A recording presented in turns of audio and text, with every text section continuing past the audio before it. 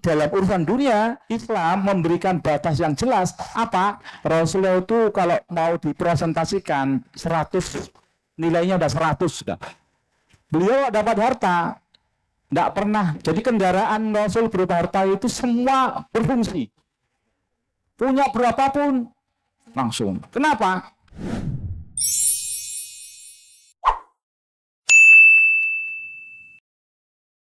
Bismillahirrahmanirrahim.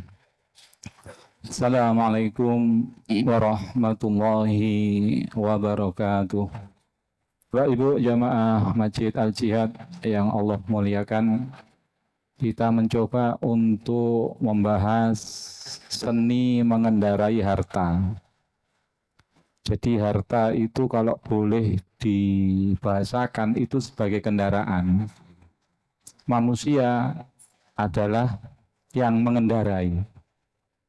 Harta itu sepeda motor, manusia orangnya. Nah, yang wajar, yang normal itu orang naik sepeda motor. Menjadi tidak aneh, bin ajaib, ketika ada sepeda motor naik manusia. Berarti sepeda motornya rusak. Ya, ini yang bahaya. Jadi kita ini harus mengendarai harta. Jangan sampai kita dikendarai oleh harta. Itu analog nih. Jadi sekali lagi, harta Allah berikan kepada kita itu sebagai kendaraan, sebagai alat untuk menuju ke akhirat. Bapak Ibu, landasan filosofis harta dalam Islam. Jadi makna filosofisnya, tujuan yang sebenarnya harta Allah berikan kepada kita dalam Islam itu apa? Maka ayat yang menjadi landasan adalah Al-Qasas ayat 77. Wabtaghi fima atakallahu daral akhirah. Carilah pada apa yang Allah anugerahkan kepada kalian darul akhirata, negeri akhirat. Jadi Allah meminta kita untuk mencari, untuk mendapatkan darul akhirah, kampung akhirat, dengan apapun yang kita miliki dari pemberian Allah. Kemudian walatan sanasi bakamina dunia, dan jangan kalian lupakan nasib kalian di dunia ini. Wa ahsin kama ahsanallahu ilaik wa la tabghil fasada fil ardh innallaha la yuhibbul mufsidin. Bapak Ibu, kita bahas yang pertama aja. Wabtaghi fima atakallahu darul akhirah wa la tansa nasibaka minad dunya. Carilah kampung akhirat, carilah pahala, mencarinya dengan menggunakan semua fasilitas yang Allah berikan kepada kita selama di dunia ini. Tapi meskipun kalian serius, konsentrasi penuh mencari akhirat, jangan sampai nasib di dunia dilalaikan. Jadi Islam luar biasa. Tidak boleh mencari dunia, melalaikan akhirat. Ini fatal. Gara-gara dunia, akhirat hilang. Tidak boleh. Jangankan itu, nyari akhirat, dunia tertinggal aja itu tidak boleh. Jadi Allah menciptakan manusia itu ingin hidup di dunia bahagia, di akhirat apalagi. Jadi ayat ini Bapak Ibu, konsentrasi utama kita adalah mencari kampung akhirat. Wujudnya apa? Mencari pahala. Kayak jenengan duduk kayak begini ini dalam rangka mencari akhirat, cari pahala. Yang sedekah tadi itu hakikatnya mencari pahala, mencari surga. Nah, itu ayatnya yang menjadi landasan. Nah, harus kita pahami Bapak Ibu, harta apa sih yang dikatakan harta? Semua yang bisa dimanfaatkan dalam rangka menuju Allah itu namanya harta. Tidak hanya uang. Jadi anak juga bagian dari harta. Kemudian uang juga bagian dari harta. jabatan, kedudukan, semua itu bagian daripada harta. Bahkan umur kita juga itu juga harta. Nah, itu semua Allah berikan. Dalam rangka apa? Untuk dipakai mencari akhirat. Dalam rangka untuk memperoleh surga. Karena Allah ciptakan manusia itu nanti ingin dimasukkan ke surga, gitu loh. Bukan dibiarkan di dunia saja, enggak. Saya nyekolahkan anak saya, itu tujuannya apa? Biar punya ilmu. Bukan tujuannya ingin gaya-gayaan, enggak.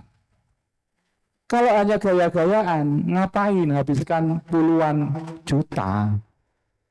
Jadi jelas tujuan kita itu apa. Bapak Ibu, hakikat harta itu berasal dari Allah Subhanahu wa Ta'ala. Jadi apapun yang kita miliki, yang melekat dalam diri kita, itu datangnya dari Allah. Tidak ada yang datangnya dari selain Allah. Meskipun Allah lewatkan makhluk. Jadi saya buka puasa, itu hakikatnya yang ngasih saya Allah.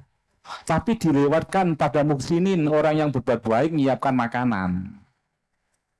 Nah, yang menyiapkan makanan itu mendapat penghormatan dari Allah, dilewati, dipakai sama Allah. Ciri orang baik itu diantaranya bahasanya itu dipakai sama Allah untuk memberikan manfaat pada orang lain. Tapi hakikatnya datang dari Allah. Makanya saya begitu makan tadi, alhamdulillah, terima kasih sama yang ngasih. Jadi satu paket. Orang tidak akan dianggap bersyukur kepada Allah kalau dia tidak berterima kasih pada makhluk yang menjadi perantara. Tapi kita harus punya keyakinan Allah yang ngasih. Saya telat tadi, tetap dikasih. Kenapa rezeki saya? Bukan karena saya ustadz gitu. Enggak, belum tentu juga. Nah, kita harus yakin apapun yang kita dapatkan itu datangnya dari Allah.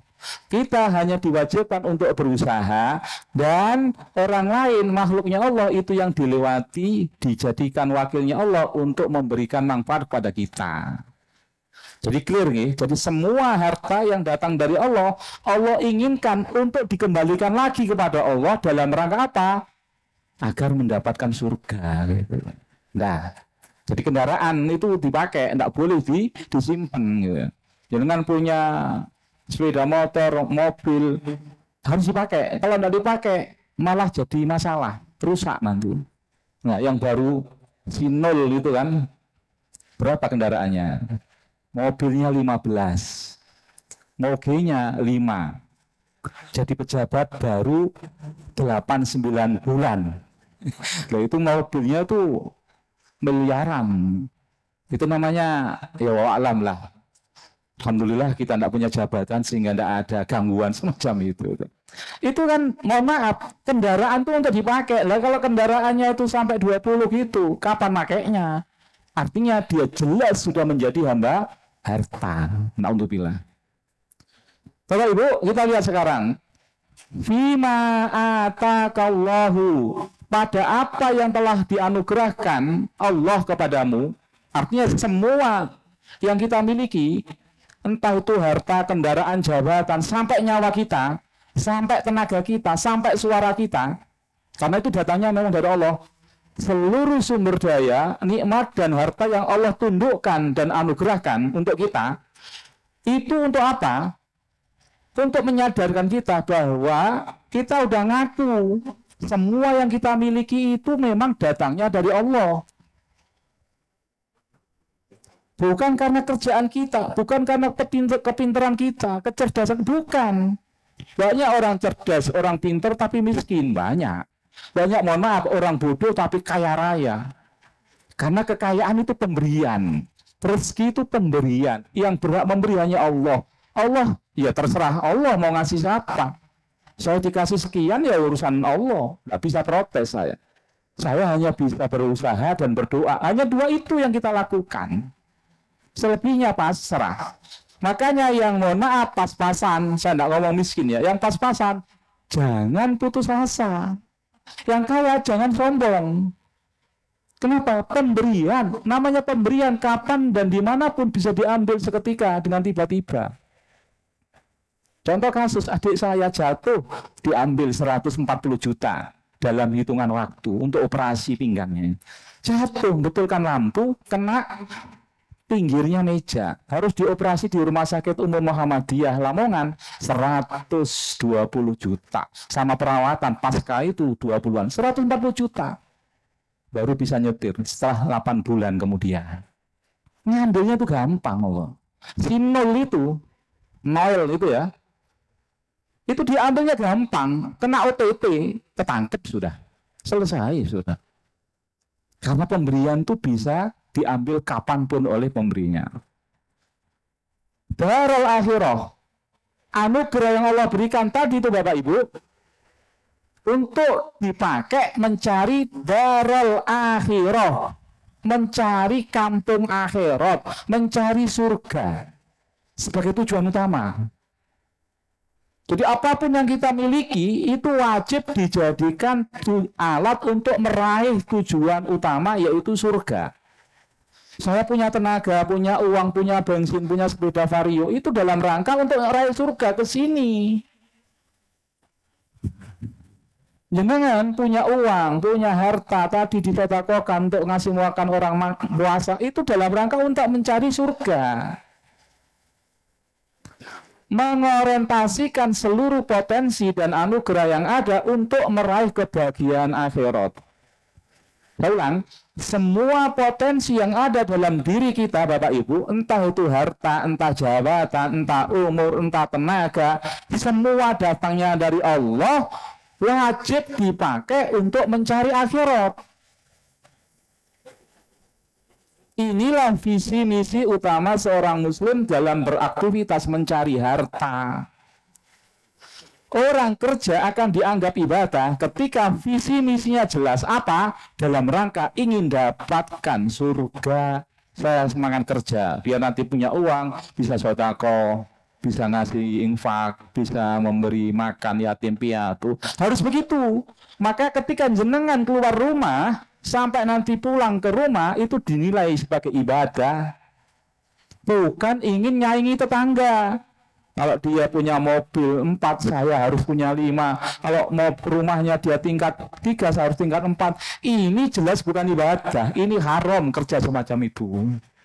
Tidak boleh. Jadi apapun yang kita miliki sekali lagi harus untuk meraih surga. Karena itu memang tugas utama kita. Jadi visi, misi, tujuan akhir dari apa yang kita lakukan itu dalam rangka untuk mendapatkan surga. Apapun itu. Saya ke sini itu dari Wonosari 40 menit. Kejebak macet di Kelabang, jadi hampir 1 jam. Itu untuk apa? Untuk mendapatkan surga, membeli pahala. Apa yang saya korbankan?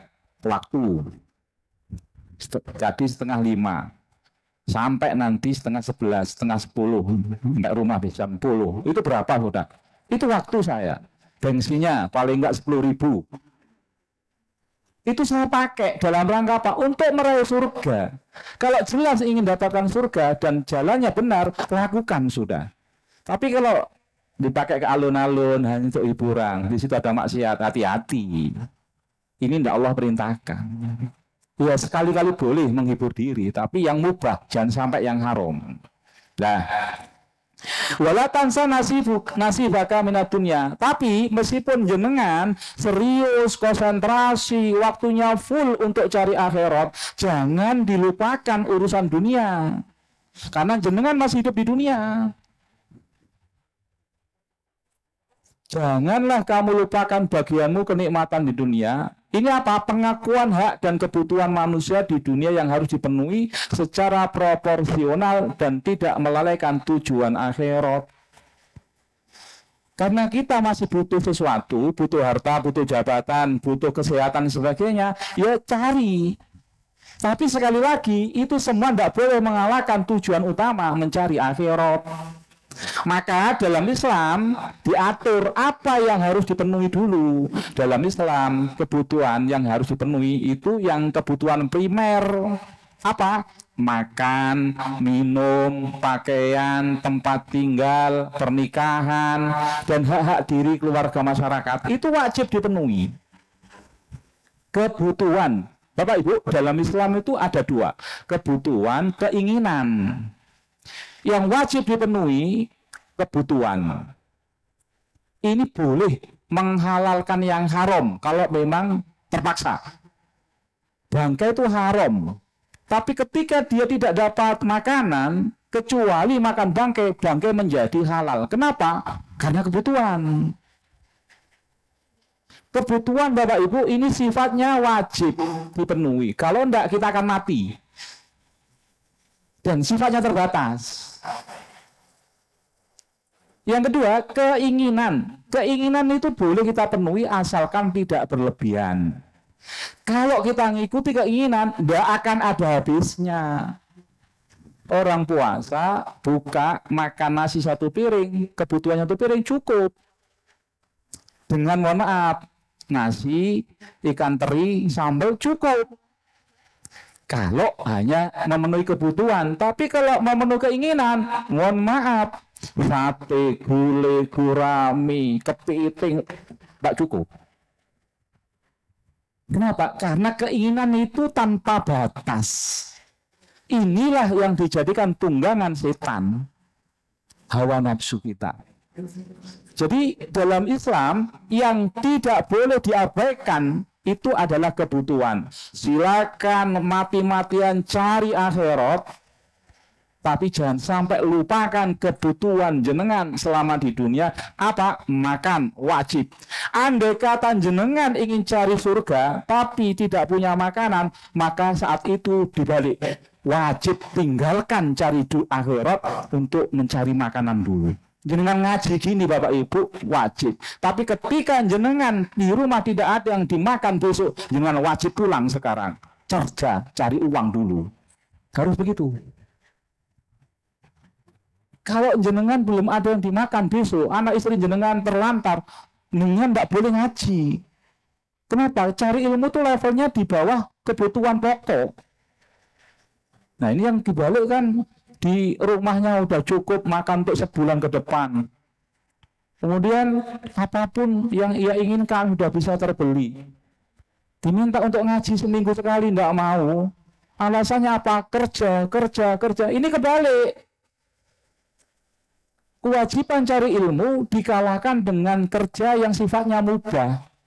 Orang kalau sudah punya cadangan, simpenan untuk memenuhi kebutuhan 3 hari ke depan ya, ukurannya bukan seminggu, bukan sebulan, 3 hari. Saya kalau hari ini sudah siap makan besok, sekarang hari apa? Senin, Selasa, Rabu, Kamis. Sampai Kamis sudah ada yang untuk dimakan anak istri saya. Maka saya tidak wajib kerja. Maka saya harus cari kewajiban lain, kayak cari ilmu, kayak nolong orang. Tapi kalau tidak ada dalam 3 hari ke depan jatah untuk anak istri saya boleh diminta untuk ngisi, maaf, saya sedang kerja. Boleh gitu. Kenapa? Karena ada kewajiban lebih utama daripada menyebarkan ilmu. Apa itu? Menanggung kebutuhan anak istri. Harus jelas. Tapi kalau ngikuti keinginan, sekali lagi sampean jenengan sampai meninggal pun tidak akan beres. Jenengan dikasih mobil 10, ngomong kok enggak ada dana untuk yang ke-11, ke-12. Seperti gitu. Sampai kapan kita berhenti? Sampai kemasukan turap debu. Kapan itu di kuburan? Kalau ngikuti keinginan. Tapi dalam urusan dunia, Islam memberikan batas yang jelas. Apa? Kebutuhan. Sekali lagi saya ulang, dalam diri kita itu ada 2, kebutuhan dan keinginan. Kalau kebutuhan terbatas, cukup. Dunia ini tidak mungkin kekurangan, cukup. Kenapa banyak orang miskin di dunia ini? Karena banyak yang serakah memenuhi keinginan ambisinya. Ditumpuk miliaran, biliunan di rumahnya, sementara orang lain tidak dapat akses apa-apa. Ini gara-gara keinginan. Bapak Ibu, Perintah wabtaghi, carilah, adalah seruan tegas untuk berorientasi pada akhirat dengan menggunakan segala anugerah yang Allah berikan. Ayatnya wabtaghi, perintah amr, itu wajib. Ketika jenengan tidak serius mencari akhirat, berarti mohon maaf, setiap saat jenengan berdosa karena tidak menjalankan perintah Allah wabtaghi. Jadi mencari akhirat itu wajib statusnya. Kurang apa Allah? Surga disiapkan, dunia disiapkan, disuruh, diwajibkan mencari. Kenapa? Karena itu untuk kenikmatan kita sendiri. Semua anugerah yang Allah berikan berupa harta tadi, jabatan, umur, waktu, tenaga, anak, istri, itu untuk mencari akhirat. Kadar anugerah bisa berbeda setiap orang, namun prinsip pemanfaatannya untuk akhirat tetap sama. Berapapun harta, berapapun anugerah yang Allah berikan, itu tidak ada urusan. Yang penting apapun yang Allah berikan kepada kita, wajib dipakai mencari akhirat. Nah, dalam hal ini, jadi orang miskin itu lebih gampang daripada orang kaya. Kok bisa? Saya punya uang 1 juta, diminta untuk infak 10%. Berapa? 100.000 kan? Mengeluarkan 100.000 gampang. Si Amri punya 5 miliar, diminta untuk 10%. Berapa Pak Ji? 5 miliar berapa? 50 juta lebih ya. Mikir, anggap umpama 5 miliar 50 juta. Infak Pak Ji, berapa? 10%. 50 juta. Wah, bisa bangun rumah, bisa. Saya 100.000 gampang. Inilah yang dimaksud orang kalau hatinya tidak bersih dari dunia, susah untuk menjadikan dia sebagai majikan. Dia tidak bisa mengendarai hartanya, yang dibalik dia akan menjadi kendaraan bagi hartanya itu. Jadi orang kaya itu berat sebenarnya, kecuali yang Allah rahmati. Orang kaya banyak, tapi yang ahli maksiat sedikit. Kenapa? Ya karena susah. Jadi sekali lagi, jadi orang kaya itu lebih berat sebenarnya dibandingkan orang miskin. Nanti di hadapan Allah itu sama.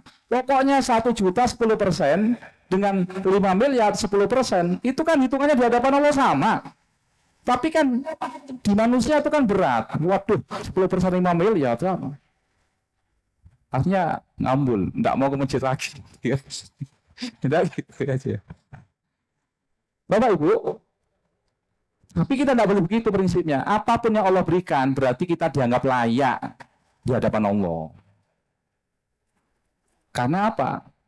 Itu haknya Allah. Kenapa? Saya tidak dikasih 5 miliar, Pak Ji Amri dikasih 5 miliar. Itu rahasianya Allah. Saya tidak boleh protes. Kalau saya dikasih 5 miliar, tidak mungkin ahli masjid saya. Mungkin saya keluyuran ke Malaysia, ke Singapura, kemana-mana. Kalau beliau tetap istiqomah, meskipun sering ke Tanah Abang. Usaha bisnis. Jadi sekali lagi, semua yang Allah berikan itu tidak dianggap berbeda secara jumlah. Yang dianggap beda apa? Cara menyampaikannya. Semua harus kita pakai dalam rangka mencari akhirat. Bapak Ibu, mukmin dituntut untuk memanfaatkan nikmat dunia sedikit maupun banyak untuk hal-hal yang bermanfaat bagi kehidupan akhiratnya, bukan untuk kesombongan atau untuk kemegahan semata.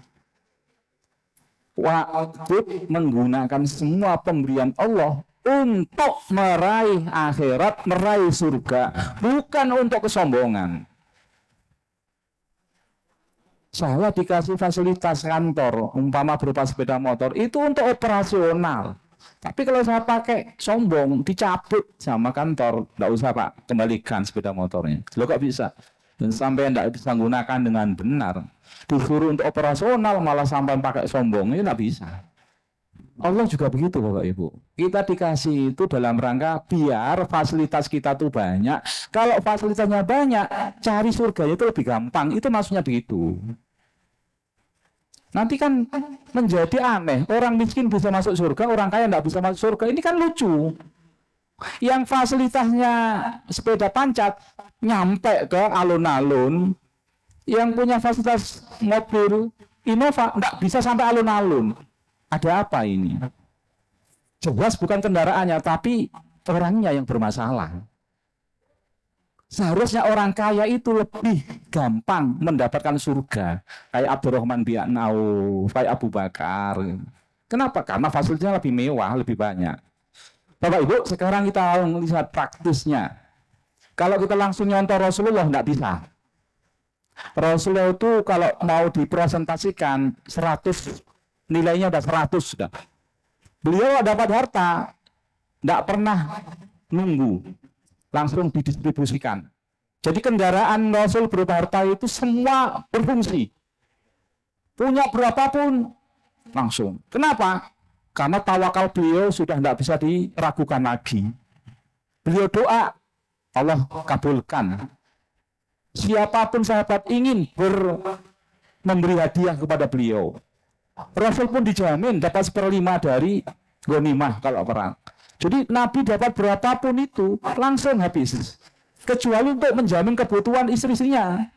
Nabi pernah perang mendapat ghanimah. 1/5 dari hasil untuk Rasul itu disiapkan untuk istri-istri beliau sampai setahun lebih.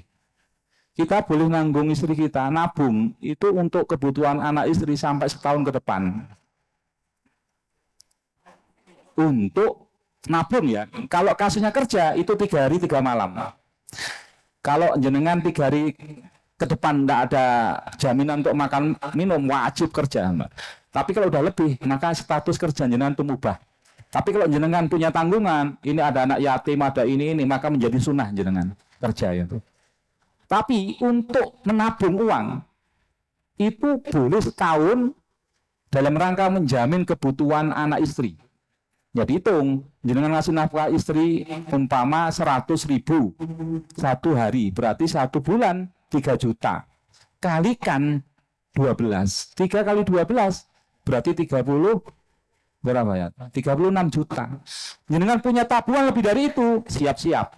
Kecuali jenengan nabung untuk urusan tertentu. Saya mau bangun rumah, Pak, boleh. Saya mau muliakan anak, Pak, boleh. Tapi kalau jenengan punya tabungan, ditanya untuk apa? Tidak tahu, yang penting saya tabung. Ini bahaya. Dalam Islam tidak boleh. Selain aset loh ya, kalau aset, sawah, tanah, itu lain. Maksudnya harta cash. Itu yang tidak boleh. Kita lihat sekarang, Abu Bakar ini orang yang sanggup mengamalkan ayat Al-Qasas 77 tadi secara sempurna. Abu Bakar sebagai teladan dalam mempraktekkan perintah ayat di atas. Beliau adalah representasi orang, maksudnya itu orang yang sanggup kita jadikan teladan, yang dikaruniai berbagai nikmat dunia, namun sepenuhnya diorientasikan untuk meraih akhirat. Jadi semua fasilitas yang Abu Bakar terima dipakai untuk meraih akhirat, meraih surga. Allah kasih akal yang pemikiran cemerlang. Abu Bakar cerdas benar. Beliau punya fisik yang kuat. Abu Bakar punya kesabaran yang prima dalam menghadapi penderitaan. Kita lihat begitu umrah itu, masya Allah itu penderitaannya. Beliau mendapat rahmat batin, kesehatan, kesejahteraan, keturunan yang baik, penyejuk mata, harta melimpah, uang tunai perniagaan, maupun aset ternak yang berkah. Dia punya sumber daya manusia juga, pengembala kambing yang namanya Amir bin Fuhairah. Dia juga punya penunjuk jalan yang siap disewa, yang namanya Abdullah Uraikid. Sehingga cerita Bapak Ibu, semua anugerah yang Allah berikan kepada Abu Bakar yang kita sebutkan barusan, itu dipakai untuk meraih surga. Kita lihat sekarang. Semua potensi, semua anugerah, semua nikmat yang Allah berikan kepada Abu Bakar ditundukkan untuk berkhidmat kepada Islam dan dakwah sebagai wujud dari pengamalan ayat wabtaghi fima ataqallahu darul akhirah. Jadi semua itu ditundukkan, diarahkan, digunakan untuk satu tujuan, meraih surganya Allah. Kita lihat. Kita lihat pada waktu kasus hijrahnya Nabi. Seluruh harta Abu Bakar diserahkan kepada Nabi. Seluruh manusia, umat Islam secara umum tidak boleh menyerahkan seluruh hartanya. Hanya boleh 1/3. Beliau membeli 2 ekor unta awalnya untuk kendaraan menuju ke Madinah. 1 unta untuk dia naiki sendiri, yang 1 untuk Rasulullah. Putranya Abdullah ditugaskan sebagai penyampai berita dari Mekah kepada tempat Nabi dan beliau bersembunyi. Nabi itu kalau berdoa mesti Allah kabulkan. Tapi dalam hal ini ngajari sunatullah. Hijrah itu kalau ya Allah saya mau pindah ke Madinah, tolong selamatkan, selamat. Tapi enggak, Nabi terikat dengan sunatullah. Ikuti strategi. Maka seharusnya jalannya ke selatan, beliau jalan ke utara, ngelabui musuh. Nah, ketika ada siasat semacam itu, membutuhkan informan kan, membutuhkan berita. Maka yang menjadi penyuplai berita adalah Abdullah, putranya Abu Bakar.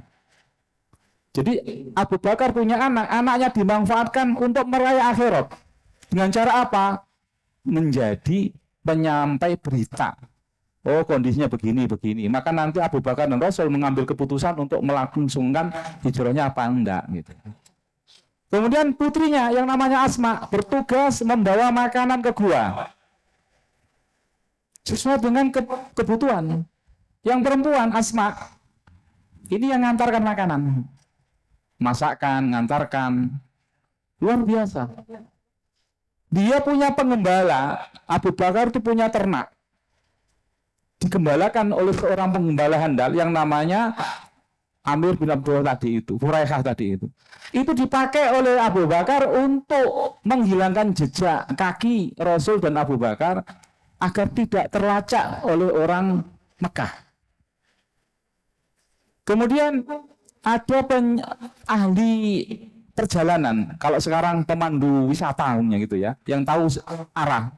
Namanya Abdullah bin Uraik, ini bukan orang Islam, belum masuk Islam waktu itu. Itu disewa oleh Abu Bakar untuk menunjukkan perjalanan Nabi dan Abu Bakar. Jadi dipandu. Ya, Nabi minta pandu malaikat Jibril bisa sebenarnya, tapi sunatullahnya tidak begitu. Ngajari kepada kita, dalam hidup ini harus lewat sunatullah, puji kesabaran. Singkat cerita Bapak Ibu, semua fasilitas yang Abu Bakar miliki, hartanya semua diserahkan kepada Rasulullah. Anak-anaknya dibagi untuk menunjukkan tempat berita, untuk mengantarkan makanan. Pengembalanya juga dipakai untuk menghilangkan jejak. Semua dipakai dalam rangka apa? Agar sukses hijrahnya Nabi dalam rangka meraih surga. Bahkan mohon maaf Bapak Ibu, Abu Bakar sendiri tubuhnya itu dijadikan perisai hidup bagi Nabi. Dalam sirah kalau dengan baca, ketika bernikah berdua, Rasul sama Abu Bakar itu berjalan.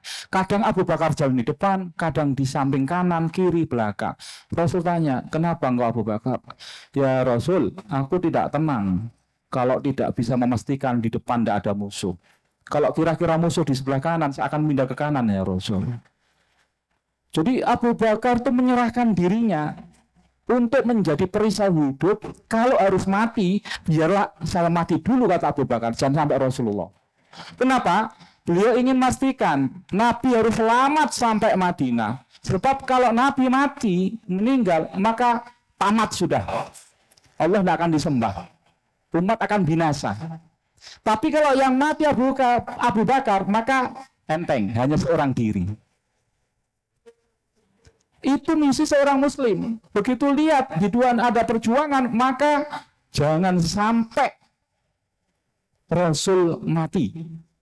Kalau harus ada yang mati di antara kami berdua, saya dulu tidak masalah.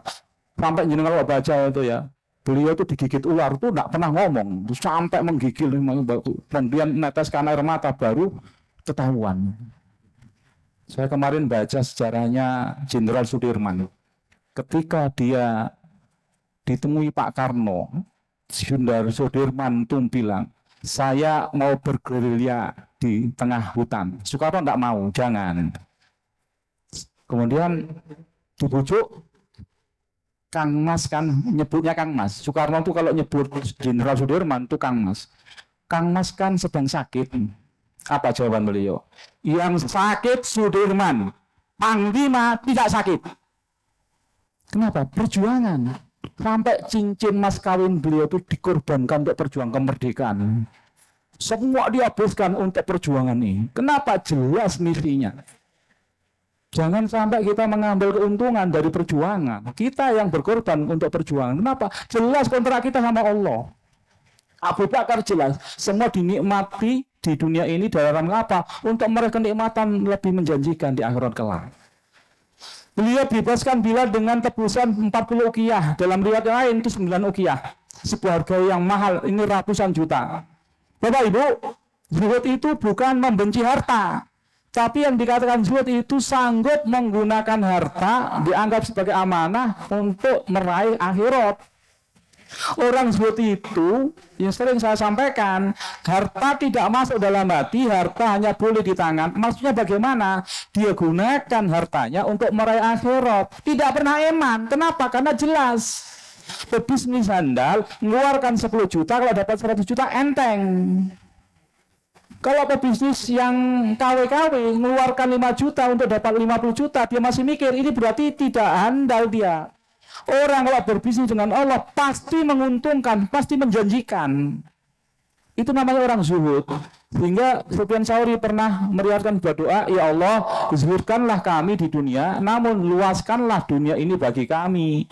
Jangan engkau sempitkan dunia bagi kami hingga kami berhasrat untuk mencari dunia terus. Kalau jenengan kaya, ibadah itu tenang. Kenapa? Tidak usah mikir kerja keras lagi sudah. Tapi kalau mohon maaf, jenengan pas-pasan, miskin, mau ibadah itu masih bingung. Kenapa? Anak istri belum ada beras. Ya ini yang dimaksud doa ini. Jadi bagaimanapun yang terjadi, kaya memang lebih baik daripada pas-pasan secara hitungan manusia. Tapi kembali lagi, kaya dan miskin itu takdir yang Allah tentukan pada kita. Kalau boleh milih Bapak Ibu, pilihlah jadi orang kaya. Yang zuhud tentunya, biar bermanfaat di dunia orang lain, juga nanti bermanfaat untuk dirinya di akhirat. Orang kaya itu kalau loman, kalau tidak cerai, itu banyak orang senyum gara-gara dia. Saya punya teman orang kaya raya, tiap bulan ngirim saya 1 juta. Bukan untuk saya, untuk orang miskin. Itu kalau saya udah ngantarkan, senyumnya Masya Allah, cong, nak, nuduh. Tak berapa, enggak perlu, saya enggak usah, itu amanah tuh kan. Sampai senangnya itu harta jenengan itu bikin orang lain senyum. Tapi kalau cerai, doanya jelek, pandar cepat mati kan gitu, enggak bermanfaat kan gitu. Bapak Ibu, orang zuhud adalah orang yang mampu menggunakan dunia sebesar-besarnya untuk kepentingan Islam dan hatinya tetap ringan ketika Allah mengambilnya atau memberikannya. Jadi orang zuhud itu diambil. Ya namanya yang ngambil pemiliknya santai aja. Dikasih ya alhamdulillah. Yang penting udah usaha. Jadi dikasih, tidak dikasih, nyantai saja. Kalau tidak dikasih, berarti Allah punya pertimbangan tersendiri. Sama, anak kecil minta sepeda motor, tidak mungkin jenengan kasih. Saya ini anak kecil di hadapan Allah, kalau minta ratusan juta, tidak dikasih. Kamu tak kasih ratusan juta, tidak jadi belajar, malah keluyuran kemana-mana. Ya udah, ini aja. Sehingga kamu tetap mau istiqomah di masjid, pengajian dan sebagainya. Itu analogi Bapak. Bapak Ibu, indikator orang yang orientasi hartanya untuk kesiapan untuk akhirat, itu dia siap satu menunaikan hak-haknya. Apa? Zakat, infak, sedekah, melepaskan dunia untuk akhirat. Jadi enteng dia. Mengeluarkan uang yang penting jelas untuk akhirat itu enggak berat. Itu tadi, dia mengeluarkan 10 juta, tapi mau dapat 100 juta, gampang. Kontraktor itu kan harus modal dulu. Itu mengeluarkan 100 juta, tapi mau dapat 500 juta. Kenapa? Udah jelas hitungannya. Kemudian rela ringan hati dalam melepas sebagian bahkan seluruh hartanya kayak Abu Bakar tadi. Demi kepentingan lebih besar yaitu kemaslahatan ummah dan ridha Allah. Bapak Ibu kita lihat sekarang. Kasus pada Abu Bakar yang sanggup melepaskan semua hartanya itu karena ada pertimbangan tersendiri. Yang ingin menyerahkan semua hartanya kepada Rasul itu banyak, tidak hanya Abu Bakar. Ada contoh Sa'ad bin Abi Waqqas ini pernah datang, ya Rasul, aku punya harta banyak, anakku hanya 1 perempuan saja. Bagaimana kalau tak wasiatkan semua untuk Islam? Rasul, jangan. Separuh ya Rasul, jangan. Seberapa ya Rasul? 1/3 saja. Hanya diizinkan 1/3. Kemudian ada orang yang datang membawa emas, membawa pakaiannya. Ya Rasul untuk Islam, ditolak sama Nabi. Kenapa? Ya ini kita lihat. Kenapa Abu Bakar diizinkan sama Allah, sama Rasulullah untuk memberikan semua hartanya, sementara yang lain tidak? Karena kapasitas dan kapabilitas pribadi Abu Bakar dan keluarganya itu memang layak. Abu Bakar, Bapak Ibu, itu niagawan, saudagar handal. Dia kalau kekurangan uang, maka orang lain koleganya itu, partner bisnisnya itu ingin berlomba-lomba nyerahkan hartanya untuk jadikan bisnis sama Abu Bakar. Menguntungkan benar. Sehingga Rasul tidak mengkhawatirkan Abu Bakar kekurangan harta. Sehingga diserahkanlah hartanya semua, Nabi terima. Yang kedua, Bapak Ibu, anak istri Abu Bakar sudah dikondisikan. Sudah siap mental semua. Sampai dalam kisah itu ketika Abu Bakar berangkat hijrah sama Rasul, semua hartanya diserahkan. Yang namanya bapaknya Abu Kuhafah, kakeknya Asma, itu ngomong ke Asma, kamu nanti dapat berapa hartanya ayah kamu, diserahkan semua. Maka Asma, putrinya Abu Bakar, itu mengambil kerikil, kemudian dikasih kain di atasnya, kemudian tangan Abu Kuhafah yang buta itu dipegang, kayak ini pegang ini. Apa ini? Ini emas hartanya bapak yang masih ditinggal untuk kita semua. Anaknya Asma itu berani mengelabui, mengakali kakeknya. Kenapa? Karena udah siap mental. Hartanya ayahnya enggak dibagikan pada dia pun enggak apa-apa. Yang penting untuk perjuangan Islam. Itu yang harus kita siapkan. Nah, mohon maaf Bapak Ibu, level kita itu tidak boleh menyerahkan semua harta. Yang diminta sama Allah itu sepertiga. Kenapa? Ahli waris kita itu masih punya hak. Nah, sekarang pertanyaannya, kalau sepertiga saja itu kita tidak sanggup, maka jangan pernah berpikir kita bisa ketemu sama Abu Bakar dan sebagainya. Karena kalau dilihat, ini masih panjang sebenarnya ya. Insya Allah kita sampaikan berikutnya. Kenapa? Kalau kita tetap ingin mempertahankan yang sepertiga itu dari harta kita, berarti kita lebih cinta harta ahli waris kita daripada harta kita sendiri. Harta kita Bapak Ibu yang sudah kita infakkan untuk Allah dan Rasulnya. Yang belum itu menjadi harta ahli waris kita. Bapak Ibu, mudah-mudahan kita sanggup mengendarai harta, bukan dijadikan kendaraan bagi harta kita. Akhiran subhanakallahumma bihamdika asyhadu an la ilaha illa anta astaghfiruka wa atubu ilaik. Assalamualaikum warahmatullahi wabarakatuh.